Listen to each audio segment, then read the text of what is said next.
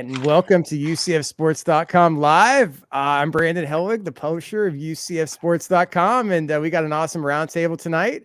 We've got shareholder Sean Barricott, probably best known as UCF Problems, and Mack Loudermilk, former UCF player, punted from 2014 to 2018? Yep. Somewhere like that. And, you moonlighted a little bit. I remember when you were being recruited, you kind of wanted to be more than just a punter, right? You were like kind of recruited as an H-back, and I guess you kind of got your moment, right? It was like Frost. It was Frost's first spring game, right? Frost's first spring game. Yep. Had my moment. Seized it. Got me a touchdown. That was it. So. Yeah. Never again. Never in a real game. No. But we're going to have a fun night tonight, just kind of talking about this week. And UCF's obviously trip to Norman, Oklahoma, and facing Jeff Levy and Dylan Gabriel. And just kind of talk about where everything is right now. Because I don't know if any of us, I think all of us always kind of has the optimistic outlook of how UCF was going to transition to the Big 12. Maybe it's not surprising that John Rice Plumlee got hurt, and I know that kind of has affected some things, but I think we all kind of thought that UCF would have competed a little bit better, at least in these first few Big 12 games. But Sean, I just kind of want to revisit your background and your history. I feel like everyone knows who you are. You've been such a staple of UCF for last decade or more, really more than that. Tell us 10 or 12 years. I know your origin is really through the Twitter account, UCF Problems. I kind of remember, was there kind of a trend of like problems accounts, like from different colleges? Is kind of take me back to 2010 or whenever you started that, and kind of how that came to be. So it was, I had just graduated from UCF. It was the spring of 2012. And I remember it like it was yesterday. I was sitting on my buddy's couch. I was living on his couch, actually. I had no job. I didn't know what I was doing. And, just scrolling Twitter. I was big on Twitter early. And I came across an account that was called FSU Probs. And they would take like user submissions about like someone can't park, or, this teacher did this, or, look at this crazy thing they're doing at the student union.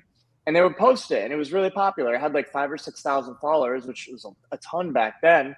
And, so I type in UCF Probs, and there's one account already, but it only tweeted one thing, and they weren't active. So I was like, well, I'm not doing anything else. So, let me give this a shot. And that's kind of what I did for, I think it was like the first year or so. I don't remember the exact timeline, but after about a year is when, we had that awesome 2013 season, and I started to also tweet about sports and then also problems too, but it was just general stuff, kind of rooting on the football team, and those tweets were popular too. So I kind of did half and half, and then I moved away from Orlando like a year later, and it started to get harder and harder to come up with like fresh content, and I started to have less connection to campus. More and more of my friends were leaving.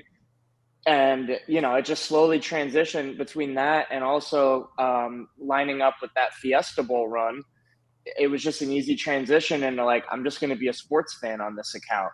And 2013, with everything that happened, I was kind of like the only UCF account on Twitter then right now, like only fan account really, besides just like individual people. So a lot of the tweets got like a lot of traction. And I used to have Daniel Tosh as my profile picture. It was anonymous for a long time. You were I would feel like you were anonymous for a while. Like I remember I kind of had connected with you and I knew who you were, but it was something like you weren't really quite ready to be as public as obviously you are now. Yeah, I had posted some pretty dumb stuff, so I wanted a nice buffer before I guess doxing myself to the world, hoping everyone forgot about that. But yeah, that's kind of how it came about. And just sports stuff throughout the years. And then 2017 it completely blew up, because by then a ton more people were on Twitter, and the 2017 story, was getting national attention. It wasn't just like our little Fiesta Bowl run. So it really took off then, all the things at the national champs, everyone came at me, and it was a good time. But yeah, that's how I came to be. Awesome. And we can't be remiss to not mention the UCF Day on ESPN. That it was a you and Money Moo back in it was like 2019, right? There was an auction from ESPN to kind of book the programming for a full day. There was a Jimmy V charity auction on eBay, and it was called program ESPNU for a day. And the deal was we were supposed to go to Bristol and like while we were there, pick out the games and go through their archives and also get kind of like a tour and sit in on some shows and stuff. And it was during football season 2019. So we had planned to go in the spring after season was over and kind of do all that. And then that was COVID 2020. So that got pushed back like 3 years and we finally just did the trip, but we still got to do ESPN Day in August of 2020 when we were all dying for something to watch on TV, something to distract us from everything going on in the world. And the timing just couldn't have worked out better. That was an awesome day. Yeah, I mean, I remember when that came on because we really needed that because that was just kind of a depressing summer and a depressing season because we weren't having full stadiums. I wasn't traveling anywhere. It was just kind of like there was nothing to do. Then just sit there was no sports on TV either. Like no That's real right. sports. Yeah. Yeah. And so that was really just therapeutic, I think, for all of us. So I know it's been a couple of years now, but on behalf of everyone, I mean, thank you for doing that.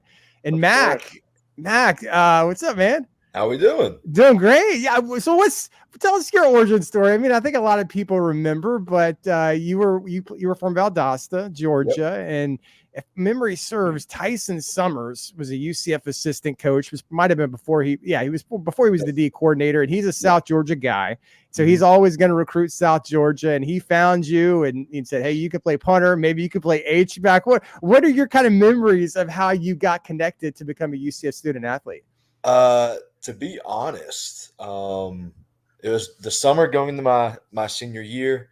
I was about to honestly take a visit up to Navy for a camp. Okay. And I forget, one of the coaches got in touch with me. I think it was Coach Summers stopped by during the spring, introduced himself, gave me talked to him a little bit. Since UCF was on probation at the time with the number of scholarships I could have, I got what was called essentially it's a blue shirt. It's a non-commit. And so pretty much I was offered a walk-on spot. And but as soon as I got to campus and that next recruiting cycle started, I was given one of the scholarships that was for the next calendar year. Okay. So my mom was very nervous actually because UCF couldn't say for sure, there's going to be one open for you. Right. At the worst case scenario, I'd have to wait until the spring of the next year to actually get one. But I forget, someone didn't show up July 1st. It was, but thank you. Appreciate it, bro. They didn't show up, and so I got their scholarship, and Oh, wow. I don't know. I found this. This is the picture I used when you committed. I don't know where this is from. That's I from found Ohio it. State. I found that somewhere. Okay. Yeah. I was like, who's this random guy joining the chat? That's back when I was a beefy little boy. But took a visit here. Loved it. I came for the South Carolina game. Loved it. Wasn't the outcome we wanted, but that was the only game UCF lost that year. I came down, did like 3 or 4 more games. Actually flew out to Arizona for the Fiesta Bowl. I was super excited. And then I did get offered as a punter H-back. And then I'll never forget the first day I walked on campus, O'Leary shook my hand and said, "All right, you're just going to punt for us now." Of course. Okay. So got here, kind of had to take that redshirt year to learn what being a specialist was really about. I spent most of the offseason actually rehabbing an MCL injury from an all-star game, playing tight end, got blocking somebody, got knocked into, had a grade 2 MCL sprain, let that rehab and heal. But was really working out and kind of training for being a H-back at the D1 level. So I didn't really punt a whole lot. And my very first practice at summer camp was god awful. I shanked almost every punt I'm pretty sure of. And O'Leary just turned and looked at me and just told me, "Hey, you're on scholarship. Start acting like it, or else I'll have it back next signing period." I was like, okay. That's motivation right there. Yeah, that was definitely motivation. So, I mean, from there, I just put my head down, worked, kind of really had to learn what being a specialist was within about a 1.5-year span. Because it was Caleb Houston, right? He was the punter when he first showed up, and when he graduated, was he still there? And you took over pretty much for Caleb, right after he graduated. Caleb had 2 seasons there. When I was there, he had my redshirt freshman, my true freshman season. My redshirt freshman year, we kind of split time a little bit. I mean, split time. I have played in like 3 games, I think, if that. Okay. The 0-12 year. They're trying to get me some film just in case if I did end up wanting to transfer somewhere, I had game film to use. But yeah, had some thoughts about transferring after that 0-12 year. Really glad I didn't. Thought about coming back home to Kennesaw State, possibly. But ultimately glad that didn't happen. Glad I stuck it out with them boys, and had the best 5 years of my life there in Orlando. I mean, you mentioned transferring and transfer portal that didn't exist when you were a player. How would that have transformed? I mean, UCF, when you look back on that time period, because it kind of seems to me like, after 0-12 and that O'Leary season in 2015, and then even the Frost year in 17, I kind of feel like a lot of guys probably would have followed Scott to Nebraska. I mean, do you kind of think back of how much different, that time period could have been for UCF if the portal existed back then? Yeah, I mean, there's always talking about what if I did transfer somewhere else after that 0-12 year, or what if I did transfer somewhere else after the 2017 year? We just came off when not losing a game. I had a pretty good stat line coming off that season. So what if I would have tried the transfer portal into a different Power 5 school? Would that have helped my chances at all for the NFL and the league or anything like that? I don't know. Don't really care. I had my best 5 years ever in my 28 years of living so far in Orlando. Made lifelong friends, made brothers. That I still have a tight bond with all my guys, with Rashad, Wyatt, Caleb, Pat Jasinski, all them, Jake Hescock, rest in peace. Yeah. Ruby Ali, all them dudes. Still talk to them at least 2-3 times a week. But yeah, I made the best decision. If I had left, I feel like I'd be kicking myself right now, just because Orlando was a home away from home for me. With y'all embraced a dumb punter with stupid celebrations and kind of draw a little more attention to himself than he needed to. But we embraced it. I mean, you get how that Pat McAfee embraced you pretty early on. I mean, that's kind of probably the first exposure a lot of people had to him. He was kind of getting started, right? When you were, yeah. He was kind of it was a new thing for him. Yeah. So I think I saw on Instagram, like his celebrations and everything. And of course I copied him. Like he's the only punter right now that has a national ESPN show that grew that thing up from a grassroots program.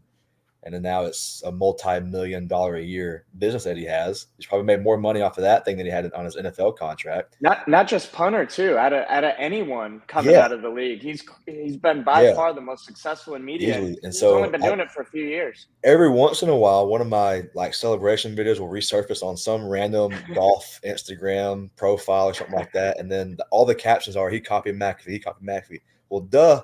Of course I did. Why wouldn't I? If he's going to sit there and embrace me, I'm going to ride his coattails as long as I can and try to get as much exposure as I can. So what are you up to these days, Mack? You were telling me before we started, you live up in North Georgia now. Tell us what you're doing now. Yeah, so I'm up in North Georgia now in a small little school called Pickens County High School. I'm the special teams coordinator and receivers coach. I'm also a health and PE teacher. I'm in grad school right now, trying to get my master's degree to get that pay raise and to be a fully certified teacher, because I wasn't too smart in undergrad. Probably should have went ahead and got that education degree. But I was banking a little bit too heavily on plan A, working out, and me playing in the NFL, and just didn't do it. Just did the sport and exercise science major. I'm still using that degree in the weight room and at this high school. I have like one block of weights, but I help our strength coordinator come up with workout plans and workout schemes. But yeah, just take it day by day, going along with the ride.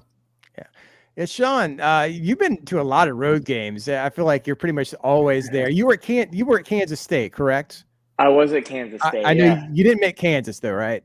Did not make Kansas. You were at Kansas State. Just how cool was that? As someone who's followed UCF for a long time, you've been to all these road trips, and did it hit you then that UCF was in the same conference as those guys? Like, what were you feeling as a fan?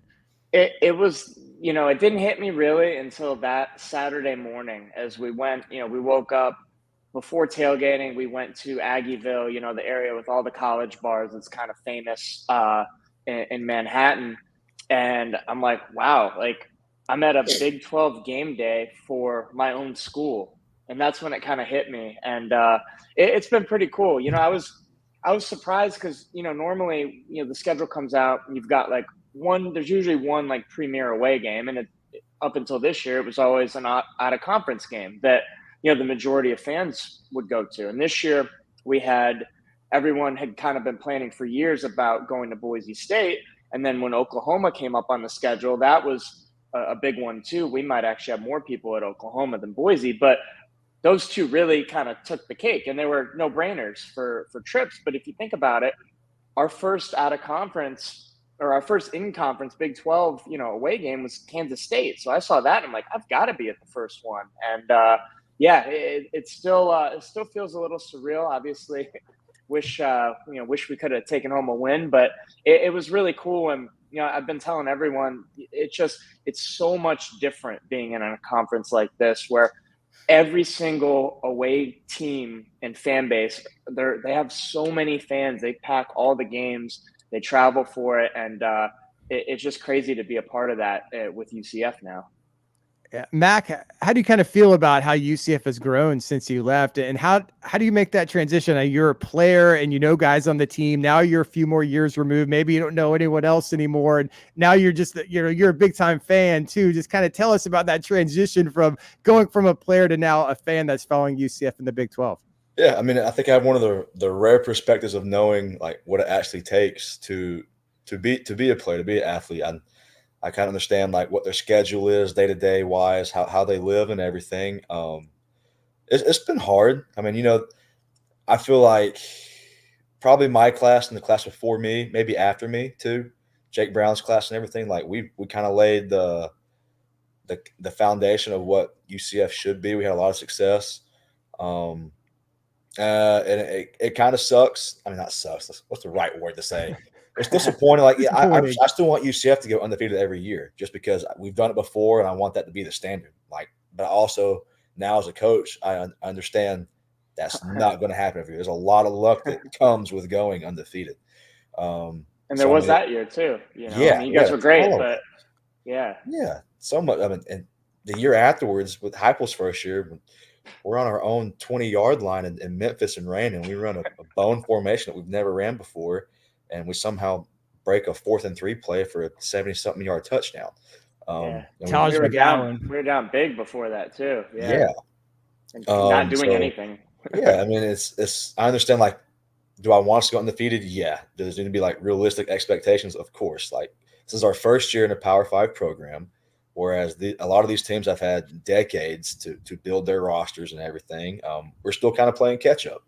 And I think that's kind of showing that the depth's a little bit of an issue. I think, our first two strings, like starters and backups, pretty solid.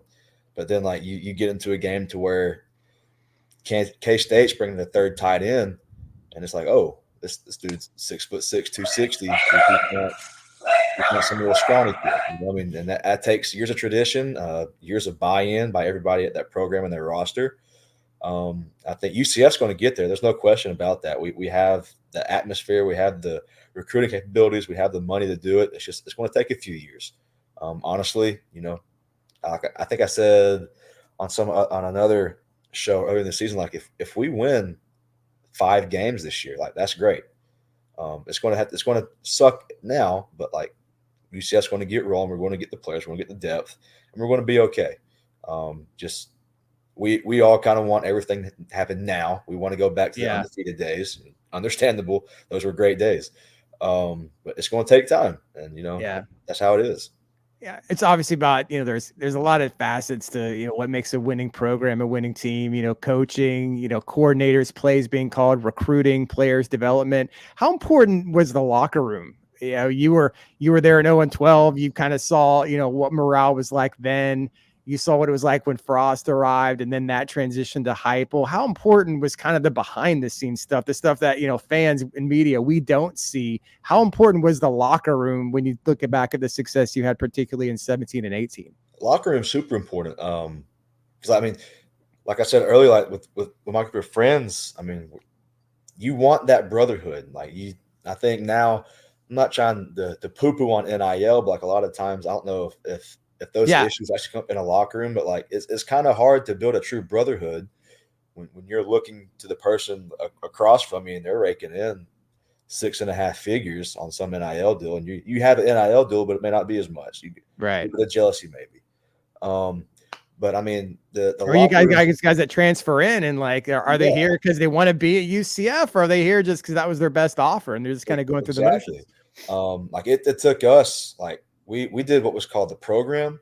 A bunch of ex-Navy SEALs, Rangers dudes come in and they get us through a two-day boot camp, wake us up at 3 a.m, have us in the indoor, lights off, screaming, yelling. Like it was intense, but you learn that they put you through problems and issues that you cannot solve on your own. Like you have to learn to lean on your teammates to get through it. And those team building exercises were amazing for us because we were a broken team in 2015 after that 0-12 year. There was factions everywhere. Frost, it took him his whole first year to mend that locker room. There's a lot of guys who weren't sure about it, but once we bought in and just did everything that he wanted us to do because we saw he had a vision, buy into the way the weight room was set up, the nutrition, the meetings, everything. We had to change the way we thought from O'Leary to Frost because it's two totally different coaching styles. But I mean, that locker room, it held the glue together. When Mackenzie's talked about before, when his little absence happened, going in that gap after the Cure Bowl year.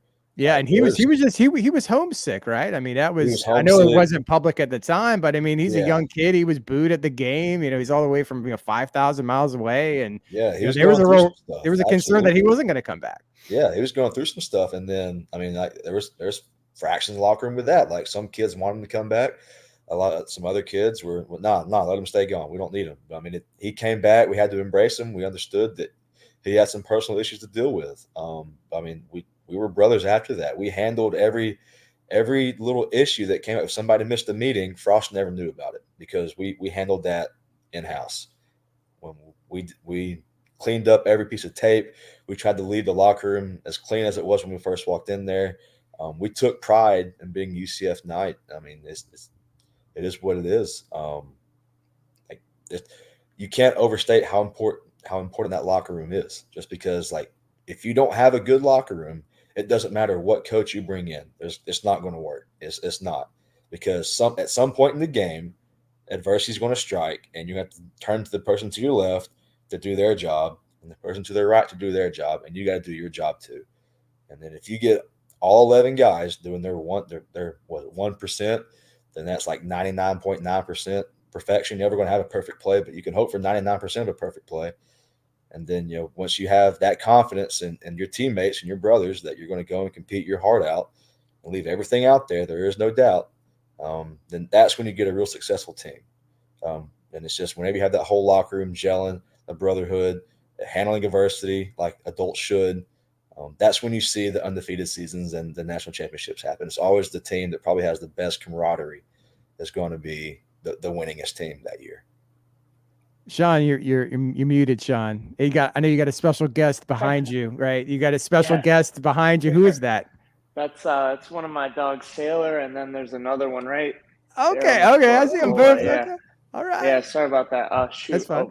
Forgot what I was gonna say. I wonder what the locker room now compares or is like obviously, different teams, different coaches can be completely different, but it's not really a question. I'm just kind of curious. It would be interesting to know if someone could tell us. We won't ever know, right now, what the locker room's like. Because I could imagine, I mean, after Kansas State, whatever, they fought hard. After that Baylor game, man, that's tough. It probably wasn't very friendly going on in there. I'm sure the next week of practice was tough, but you wonder, did guys really step up and say, hey, we need to take responsibility and get our stuff together? I just wonder what it was like. And then, obviously after the game last week, morale can be down. And this is, I think, a point in the season where, especially going to this Oklahoma game, if they go out there and just get embarrassed, I mean, they could just unravel for the rest of the year. So it'll be interesting to see how these guys step up and if someone's taking charge. And I'm hoping that's the case. They've had the bye week, but it's kind of a pivotal moment here in this season. Yeah, and you kind of went through it, Mack, in that 2015 season. I mean, that wasn't a winless team, like in terms of talent. You guys were better than that. It's just everything just kind of collapsed and unraveled, right? Yeah, it was when it's hard when we only have 7 seniors. I'm not blaming the seniors, but when you have Yeah. 7 seniors on a roster and that's it, like that's very hard. That's You not guys are thin, not great. Yeah, you're thin. Like you don't want to. I've learned this in the past 2 years. You don't want to rely on a bunch of freshmen and sophomores having to go and play because they're young. They're going to make dumb mistakes. You want to lean on your seniors and juniors, but whenever you only have 7 seniors, that leaves the other 3 classes to make up all those voids, and then it's hard. It's very hard. We got a question here from Mike. Do you remember what the locker room was like when KZ was injured for that ECU game? I think that was 2018. And then after, we all know what happened at that USF game. What was the locker room like? Who kind of stepped up and were there some words said, or do you kind of remember what those conversations were like? Because that was a really scary moment, obviously, that war on I-4 back in 2018. Yeah, and it was kind of the next man up mentality. Because the backup was DJ Mack, yeah, who is probably a better runner in the box than McKenzie. I don't think he had quite the finesse with throwing, but he can make plays. And so now it was up to everyone to embrace that next man up. We're still going to have to be. We got to do what we do. We're going to make plays. We have to be explosive. You got a quarterback who can make plays with his arm and legs now. You can run more of the power read, zone read type stuff and fit him and insert him when that box gets light. So, I mean, we just knew that we still had the core. We were one guy down. Everybody else is still healthy. We got to go out and do our jobs. And that's what we did. And it led to 1 loss within 2 years. We didn't get down on ourselves. We hated that KZ got hurt. Yeah, absolutely. But I mean, at the end of the day, we knew that we weren't winning just because of KZ. We had guys everywhere who were making plays, and it was still on them to make those plays just with somebody different at the helm. Sean, what was your reaction to that Kansas game? Just watching it unfold, we were wondering how they were going to bounce back after Baylor, which was really an inexcusable loss, and just particularly defensively, just how dominated they were. Kansas didn't even have to throw the ball in the second. They just ran it every down, and we knew what was going to happen, and UCF just couldn't stop it. Scheme issues, perhaps individual effort, maybe some talent. I mean, it was terrible. It was not a good look for the defense. What's your reaction watching from home and seeing what was happening? Well, so talking about effort, I mean, you can go back a couple games and there were, I started to see a lot of really just not full effort on defense, missed tackle, and then the next guy that's there isn't ready because he thought the first guy was going to make the tackle. And, we were starting to see glimpses of that. And then Kansas, it just wasn't pretty, man. The one takeaway, though, is, I mean, that game got out of hand early, quick. Not out of hand, but I mean, they kept scoring and we weren't doing anything. But what I was impressed with was, the offense still fought, and they were still out there making plays, and we ended up scoring a couple touchdowns, and at least the score wasn't a big goose egg. So I was kind of impressed by that. But overall, watching that go down, it was just like, shoot, man, like this team, you could just tell there was no energy there. They didn't seem ready or like they wanted to be there. And, good time for a bye week, I guess. Yeah, it was such a strange vibe being there, because you're right. You didn't feel any energy from the sideline looking over there. Carson Engel, who you guys know, he was sitting 50-yard line, like literally behind the bench. And he said, I mean, it was a dead sideline. I mean, guys are getting punched in the mouth and they don't want to do anything about it. That's my vibe. I mean, I'm not a player. It's kind of hard for me to sit there and criticize, but it just was such a weird vibe. It just, I don't know. It's hard to put your finger on it unless you're part of that circle. But Mack, obviously you were watching that game, right? I mean, when you see that the defense put up that kind of performance, knowing what an important game that was, like, what's your reaction? I mean, again, it sucks because that's not the standard that the classes before them left. We're going to see struggles. It's the first year DC. I think he's a first time DC too. Yeah. I mean, he's still learning too. I mean, he's still trying new things, learning things. He's a great guy. I mean, I feel bad because people criticize him, but I know Gus picked him for a reason. He's considered an up and coming, defensive coach. And I mean, at the end of the day too, you got to think there's a phrase. It's not always X's and O's. It's the Jimmies and Joes who are running the plays. So at some point, like, you can't just blame the coaches. It's on the players too. The coaches can't play the game. We can come up with whatever exotic scheme we want to that can stop any type of pass look or run look, any type of RPO or anything. But at the end of the day, the players still got to execute and be in the right spots. And so some of that falls on them too. I mean, we're seeing some growing pains. It's going to happen. I mean, yeah, we have a super talented roster, but for the most part, there are really talented kids are kind of young. And then we're relying on some young kids to step in and make plays when you don't want that at this level. Like it's very rare to see a true like freshman come out and play the way I think what's his name, Walker, who was just like preseason. John Walker, defensive tackle. Like it's very rare to have a kid that come in and step his game up and do what he's doing. Like thank God he is, but he's become a major like centerpiece on that defensive front. He's wreaking havoc, and that's great. I mean, it's very rare that you have some freshmen come in and do that, especially in this conference. There's a learning curve. Reminds me a little bit of Tristan Hill when he came in as a freshman, I think. Just a kind of a game record guy. But yeah, I mean, besides that, there's not a ton of bright spots on defense. I mean, and that's not running against the individual players, and I don't know what's going on with the scheme and stuff like that. But like I said, just from the eye test from a casual fan, that there was just definitely not the same kind of fight against Kansas. I get it. I mean, shoot, if I was on the team, I'd probably be pissed off and quit too. Like, I don't got that in me. But hopefully they got it together this week. And my thing with Oklahoma, I mean, obviously, they're a huge favorite.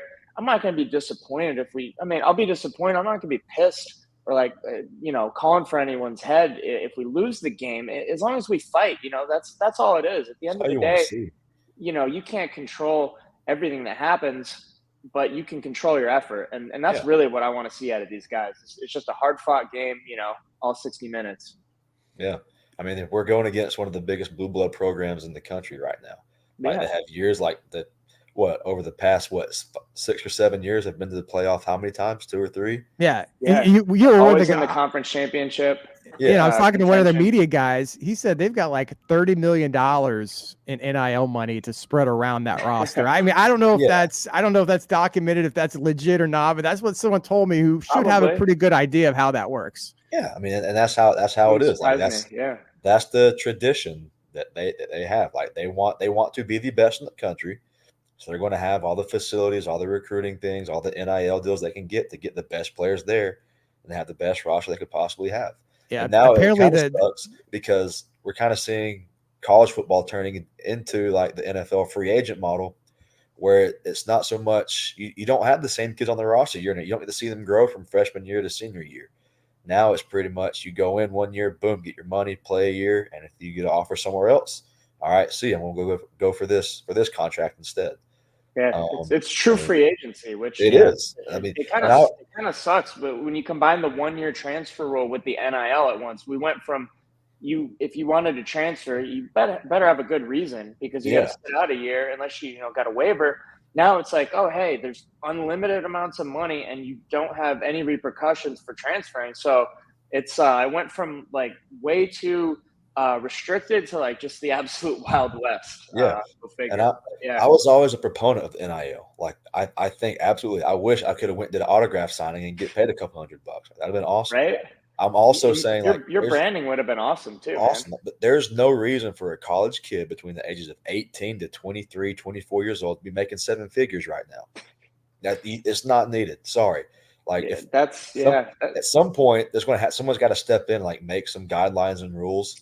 Just because there will be regulation, but that's the thing. It went from the NCAA was just so like archaic and behind. It went from like way overly regulated, and then they just absolutely opened the floodgates instead of being like, hey, like you're allowed endorsement deals up to XX amount, and we'll actually regulate it and make sure obviously there's going to be the brown paper bags and stuff like that. But they were doing that anyway. So that's been going on. Yeah. I mean, you got to set if anything, you have to set what the NFL. You have to hit a cap limit. Like once you hit that, then that's it. That's it. You can't spend anything more than this. But then the paper bags come back. But I mean, what are you going to do though? It was probably cheaper back then than to pay the SEC schools with the McDonald's. It probably was cheaper, honestly. Way giving someone $5,000. I mean, that's nothing now. That's a drop in the bucket. Yeah. You know? You get lucky if a kid commits for less than anything than $20,000. Yeah. One of the Oklahoma guys was telling me that their baseline, like every guy on the team makes at least $60,000. Like the lowest guy, the 85 guy on scholarship makes at least 60,000. So that's kind of how they configure stuff over there. The one good thing about this is that maybe we'll see a lot of guys that honestly shouldn't leave early for the draft stay, because they've actually, that's a lot of the reason. Obviously you want to play in the league, but a lot of guys leave early just because they're really, chasing that bag, which I totally get. But now it's like, all right, everyone's got something or an incentive to stay. So hopefully we see a little more of that, I guess the silver lining, and what's an absolute kind of shit show for now. Yeah. I mean, the biggest thing that I hate is, like, for me, I love the college football and the tradition that comes along with it. Like, I always loved, like, I grew up a Georgia fan, not a Georgia fan anymore. But like, I loved, like, you see the recruiting class. I saw Malcolm Mitchell. I played with him my freshman year at Valdosta. He was a senior. I got to watch him go from being a freshman, making electric plays as a freshman, then sophomore, junior, and then same thing for Jay Rome, redshirt freshman. Like, I like watching them go from being a little college baby and watch them grow up and be the elite player they were and get drafted and go win a Super Bowl. Like, that's the things that are cool. Now you're trying to hope that your team picks up the rival's best player, essentially. Like, you're hoping that you can nitpick somebody or try to influence them to come over to your squad instead. And it loses luster a little bit. And not only that, as a player, if you put in the work to finally, say you redshirt maybe 1 or 2 more years to finally earn that starting spot, and then, some hot shot transfer All-American guy happens to come in or whatever, it's like, now you got to leave too. And even if you don't want, I don't. Yeah, there's so many bad situations. What have you done for me lately? Like, what can you do for me now this year? Like, everyone's so hell bent on winning the championship this year that it's hard. It's really hard to build a locker room and build a culture whenever you're turning over 30 guys, 25 guys every year from a transfer portal. And it makes you wonder with UCF specifically, when you look at last year, Mikey Keene was the incumbent quarterback. I know he started because, DG got hurt in that Louisville game, but, he led UCF to the win over Florida in the Gasparilla Bowl. Yep. He comes in, and a lot of guys on the team, I know were pro Mikey. Gus brings in John Rice Plumlee, who's a great guy, but I know that had to have been a weird dynamic, a weird locker room vibe, because I heard a lot of guys honestly thought in preseason, they thought Mikey won the job. And when they were announcing it, they were getting ready to congratulate Mikey, and they were shocked when, JRP was announced as the starter. I mean, that's just when guys come in, coaches, obviously the transfers they bring in are probably going to get preferential treatment in terms of he brought in JRP for a reason, a vision of him running his offense, and he didn't recruit Mikey Keene.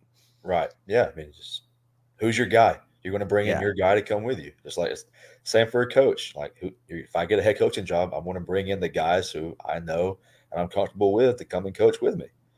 And I think going back to what Brandon said earlier, we'll never know. And I'm not. Yeah.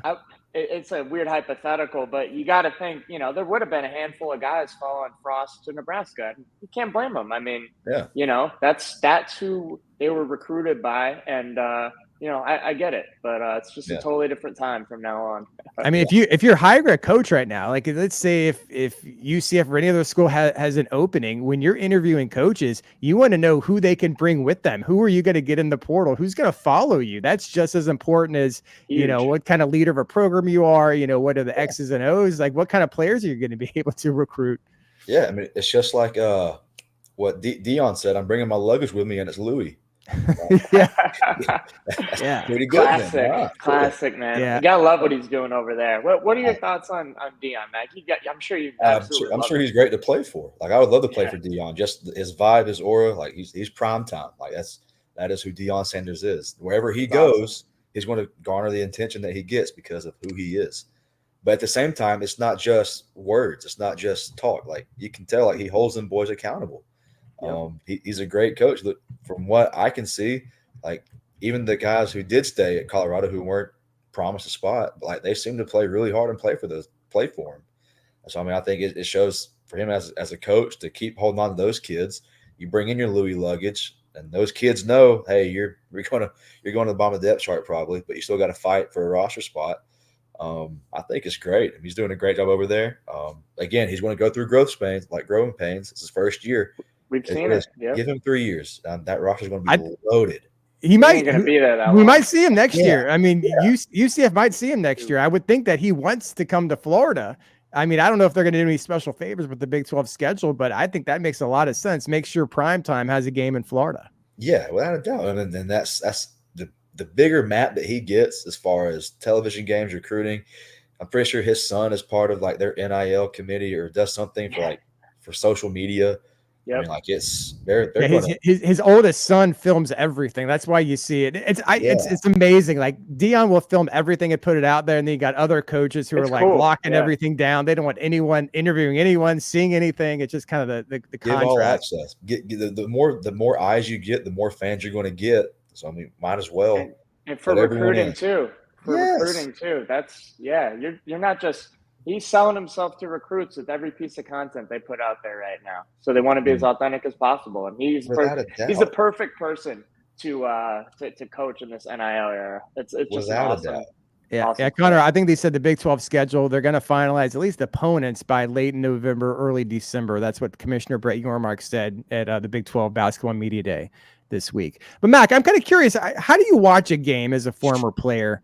Are you just sitting there like everyone else watching on TV? Are you analyzing things? Are you texting your buddies? Do you have a group chat with other former players? Like, how do you consume UCF football today? Yeah, just every Saturday on a couch. I'm still in the group chat with Perez, Matt Wright, Wyatt Miller, Pat Jasinski, Bo Schneider's even in it. So, I mean, we still talk about every game that's being played. We let our frustrations out when we see it. But I mean, for me, I mean, I think I have a little more invested in every game just because I was part of the foundation, what built UCF as to what it is. So I take a little bit more pride in what happens. But I mean, and then as a coach, like I'm trying to sit there, my roommate gets pissed at me because I will pause a play and kind of rewind it to see, what formation they're getting and what motion they're doing to kind of get the look they want to. Football guy. Yeah, big football guy.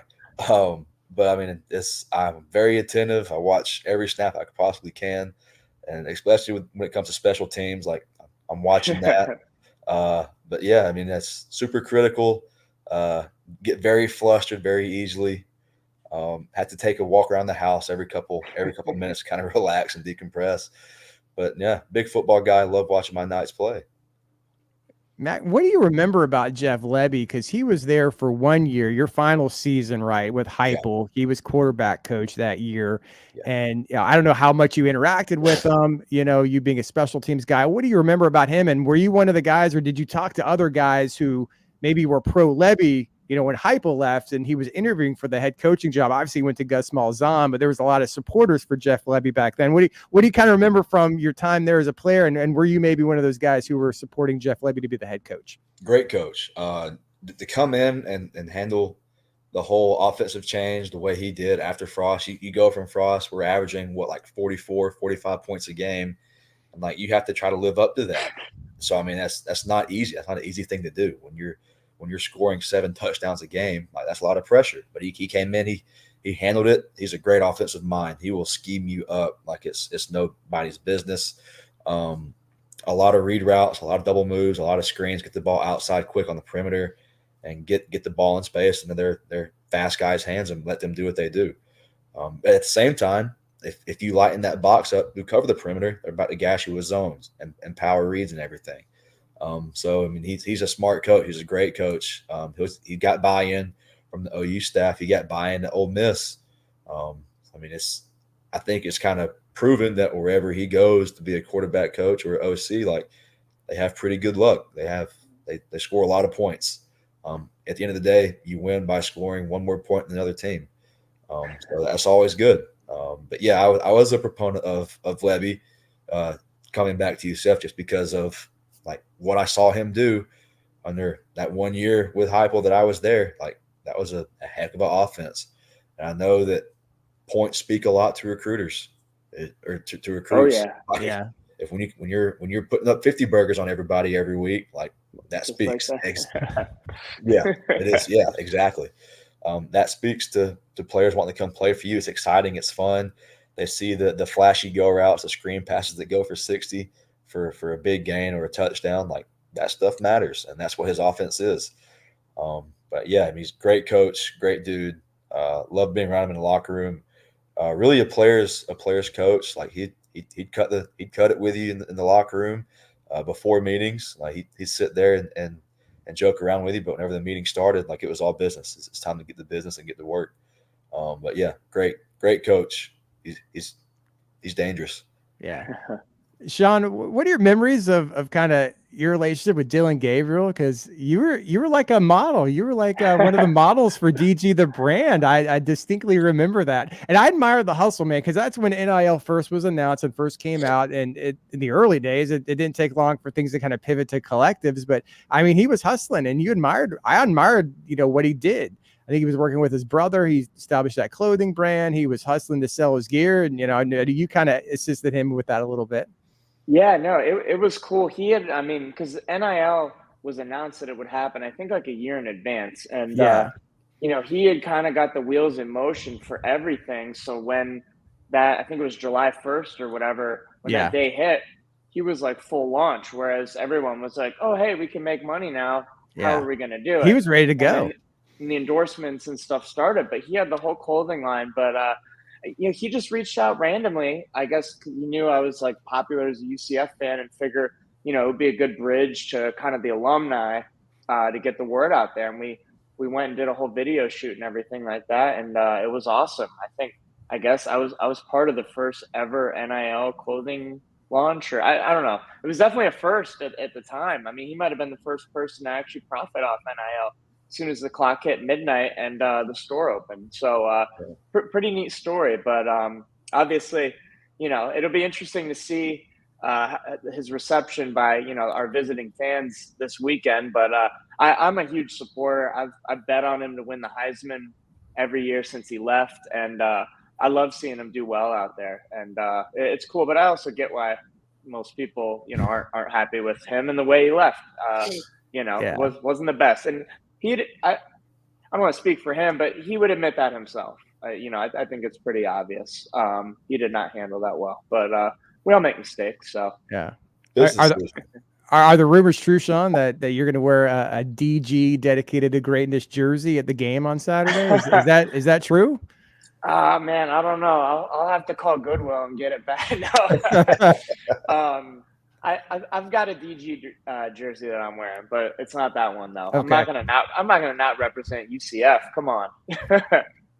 Mack, did you know Dylan? I think he came in the year after you left. I don't know if there was any overlap at all, and you were maybe hanging around as a senior. Did you know Dylan at all, or no? I got to meet him. I think I remember one of his visits when he came, but I never shared a locker room with him. Got to talk to him a handful of times whenever I come back to a game and visit. But super chill dude, just like the other Hawaiian we had, Mackenzie, very laid back, very easygoing. But yeah, from what I could tell, really good dude. Did he handle like that exit the best? Probably. Probably not. But I mean, it's, at the end of the day, it's a business decision at this point. Now, you hate to say that. It's nothing personal. It's business. Go ahead, Sean. Real quick. Another thing with that is he was one of the first people to transfer in the NIL era. That's what I was about to say. It was all new to us. Like, we didn't know how to, guys opting out and not wanting to play more than 4 games and all that stuff, and not understanding that, your favorite players might bounce. I mean, that was a foreign concept back then. Yeah, and now it's just, obviously we're not happy, but when it happens, but we just lost a ton of fan favorites, especially like O'Keefe. And, obviously he left. The circumstances were different. It was a normal transfer, but we're just getting more used to it now, and which sucks, but it's just how the game's changing. So yeah, it kind of feels like a million years ago now when Dylan played. Doesn't it seem like that? I mean, he still has eligibility. It seems like it should have expired a long time ago. It feels almost as long ago as the first Fiesta Bowl, man. That was like such a whole era. Everything's changed since then. Coaches and the admins, and obviously just everything going on with NIL, and obviously our conference too. Like, at that time, we didn't know we were ever going to be in the Big 12. So it's crazy, man. But I'm here for it. Look, I'll never forget on one of my visits to, I think it was probably the South Carolina visit. Like, Coach Summer Coach Summers told me that they're planning on joining the Big 12 in the next 2 to 3 years. I'm like, oh, all right, Cool. And then that never happened, but like that's they were speaking that into existence back in 2013 for sure. Yeah. What's kind of your around the program at all? Do you go back down to the spring game? They do like Letterman's golf outings and stuff. Have you and any of your friends, gone down there and, maybe toured the facility and met Gus or anything like that? I went down to the Baylor game. That was the first game I've been to in 2 years. Good one to go. I'm sorry. Yeah, I'm sorry for that. Yeah, I drove 16 hours round trip for that. Yeah, I remember you tweeted about that. Yeah, pissed. But no, that was the first time I went to in 2 years. I went to spring practice, got to shake Coach Gus Malzahn's hand, got to meet everybody. Can't lie, like I want UCF to be more successful. Like that's what I want, but also understand like Gus still has to get his full roster in. Like he's had I think 3 recruiting classes, two or three, I forget how many. But I mean, he's still building what he wants. We're seeing every year like he's getting transfers in. Like that's what's going to happen. Like he's getting kids who he thinks can play at this level. It's going to take some time, but I mean, I think him handing over the offensive duties to Henshaw, we've kind of seen that change in a positive light so far. Like I think our passing game's much better than what it was 2 years ago. The past 2 years, we're complementing Seems like it. Our run game off our pass game, our play action game's looking really good, and we're getting guys in position. We're making really good plays. Obviously, having McLean come in, if you're not getting a whole bunch of reps with the ones, like there's going to be some slowdown and everything. But until JRP got hurt, like that offense was firing on all cylinders, and we're putting up some points. And I felt pretty good going into the Big 12 schedule until that last little run there where he tried to slide and got his knee messed up. And now we'll never know. Yeah, we don't know how good. We don't really know the improvement he made, and maybe we won't even know because I doubt he's 100% with that knee brace on. I mean, and he was screwed by the receivers in that Boise game. I mean, that shouldn't even have been the score should have been what it was to have to walk it off at the end. But right, yeah. I mean, it is what it is, and then I have faith in Gus. He's a great coach. Do I want him to get it going a little quicker? Absolutely. But he has a track record. He's a very, very, very good coach. He has success in the SEC. He's going to have success in the Big 12. We kind of have to get out of the mindset of we want to win now and be undefeated now. It's going to take time to build that culture and build that locker room. We may not like it, but it is what it is. He's a really good coach. He knows what he's doing, obviously. We just got to trust him and give him a little bit more time to see what he can do with it. Sean, this is obviously kind of a scary game coming up. I don't think many people are giving UCF much of a chance at Oklahoma. What would you like to see, ideally, on Saturday from the UCF perspective? And then also beyond that, what needs to happen in the last 6 games beginning this week for you to feel like this first Big 12 season is a success? Well, I think the answer to both those questions kind of starts back with what I was talking about before is, regardless of, the scoreboard and the outcome, I really want to see these guys fight. And it's something that they really, especially the defense, but if they can get it together and, especially, Oklahoma's going to come out hot. And, if we're down 14-0 quick, let's see how the defense responds. Do they just give up? Do they mail it in? How does the offense respond? So that's kind of what I want to see out of these guys. But, for the last 6 games to be a success, we got to fight. We got to win some games. I know we'll just past the Oklahoma game, Cincinnati, we can beat them. I know we're way more talented than Cincinnati. I've watched a bunch of their games. I know we can beat them. It just comes down to how we're going to execute on the field. And I think we can say the same about Houston probably. And then, there's Oklahoma State and I think Texas Tech. I mean, I think we're pretty – the playing field's pretty level talent-wise with these teams. Obviously, anything can happen, but I'm not giving up hope at all. I think we can win a majority of these remaining games after Oklahoma, and that's what I want to see. Yeah. Yeah. What about you, Mack? How do you kind of feel about OU, and then beyond that, just what would be a successful first season in the Big 12 for you? Yeah. Pretty much what Sean said. Like OU's good. There's no hiding that. They're explosive on offense. They're fast and physical on defense with Venables as their head coach. Like he came from Clemson, who shut Alabama's prolific offense out for at least 2 playoffs. So, I mean, his schemes work. It's proven. We just got to have, I just want to see him fight. That's it. That's all I want to see from last year to this year. I want to see us to fight and compete every game. And when something hits the fan, don't just quit and give up. Like, I want to see him fighting. I want to see him, like, and what he said about Cincinnati. Well, we got Cincinnati, West Virginia, and who else after that? Like, yeah, there's no one that's really State, Texas Tech, Houston. No one's really as scary after OU. No, I don't think. I think, especially Houston and Cincy, like those, we should win those games. I think we should really compete well and hopefully win the West Virginia game, and same with Texas Tech. Like we have the skill players. There's no doubt about that. But then, like what I said earlier about the depth and the line play and everything like that stuff comes into play. You got some teams who can roll out 3 separate groups of D linemen that are really like world changers and wreckers and can't stop the run. We got us when we have 2 maybe. 6 guys get a whole lot quicker than 9 dudes do. That's what happens. But I just want to see us to keep fighting and keep competing, win 6 games, and go into recruiting and recruit with your hair on fire for next season. Yeah, I think I've had to adjust my 9-3 preseason prediction. That's not happening anymore. But yeah, I agree with both you guys. I really hate the timing though of this game, and the bye week was much needed. Don't get me wrong, but you got to, with OU, it'd be great to play West Virginia or Cincinnati or Houston, or at least a more winnable game.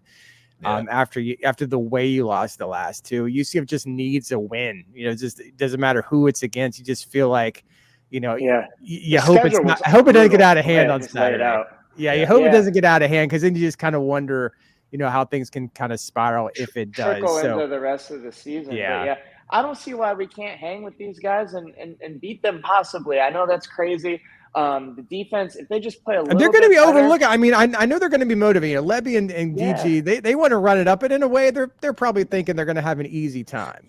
Exactly. So if the defense can just get like marginally better, and when our offense is clicking, no one can stop them. I think we could win this game in a shootout. Is it likely? Probably not, but I think it's possible. I don't know. Anything can happen. That's why they play. That's why you play the games. That's why you don't rely on the paper results. You go and play the games, because anybody can win any given Saturday. Yeah, I mean, a lot of people didn't think a lot of different stakes, but no one thought UCF could beat Auburn in that Peach Bowl. Like no one, other than you guys, knew coach on the way out and no one gave UCF a chance in that game. I know it's not doesn't exactly parallel, but a little bit. Yeah, without a doubt. But, that's kind of been our story. Go back to the first Fiesta Bowl year. Yeah. Everyone doubted us, so hopefully, maybe this is the week we turn it around. Well, it's been a fun hour, guys. I appreciate you coming on and everything. Thanks, Mack, last minute for accepting the invite. I always enjoy talking to you when you were a player here, and enjoy talking to you tonight. And Sean, any final words, any final thoughts about maybe this season or what you want to see or anything that comes to mind? I don't know, man. I hope I'm going to put a little bit of money on the UCF money line versus Oklahoma this weekend. But, I think we kind of covered it for the rest of the season. Just don't embarrass ourselves Saturday. And we have a chance to win versus most of these teams the rest of the year. So what the outcome will be, who knows? But, I'm definitely not giving up hope. So. All right, John Doe. Okay. What about you, Mack? Is any final thoughts about either this weekend or just UCF in general, or just want to see them boys compete? Like that's all I want. Play the full game. Don't quit when it gets hard. Don't look at the scoreboard and get discouraged. Just keep fighting, keep competing. Something's going to bounce your way sooner or later. That's an oblong shaped ball that's going to bounce your way at some point. It has to happen. Just keep fighting, keep trucking, and then whatever happens. It's a long season. You kind of forget sometimes that, that Baylor game was inexcusable. Don't get me wrong. That should have been a win, but that Kansas games like that can happen. And, I don't know what's going to happen at Oklahoma, but there's still a lot of games left. This season isn't over. I don't think UCF is going to be defined by these last 2 games. You still have time to turn it around, but I'm just anxious. Like you guys said, I want to see some fight. I want to see some fire out of some of these guys and, try to get a little winning streak going, whether it happens next week or maybe more likely the week after. I think it would be a huge accomplishment, all things considered, to kind of rebound from where they were and at least win 3 more games to be bowl eligible in their first year in the Big 12. Oh, People got a short memory too, man. We come out and compete with Oklahoma on national television. Everyone's watching, and they're gonna forget about the BS that happened a few weeks before. So yeah, you know what? I'm actually happy because you saw what happened with Colorado and Stanford. That was an epic meltdown collapse, and then everyone fell asleep. I went to bed. If it was a good game, I would have stayed up. But Boise State and Colorado State, crazy. that was just just like UCF Baylor. So UCF's not the only one collapsing in the fourth quarter. Yeah. But, all right, guys. Well, I appreciate it. It's been a fun night and everything. And I'll see you guys around. I'll see you I'll see you in Norman, Sean, and maybe Saturday, I'll see you at one of these upcoming games, Mac. Absolutely, hopefully. All right, guys. Thanks. Go Knights. Go Knights. Charge on. Charge on. See you, Mac. See you, man.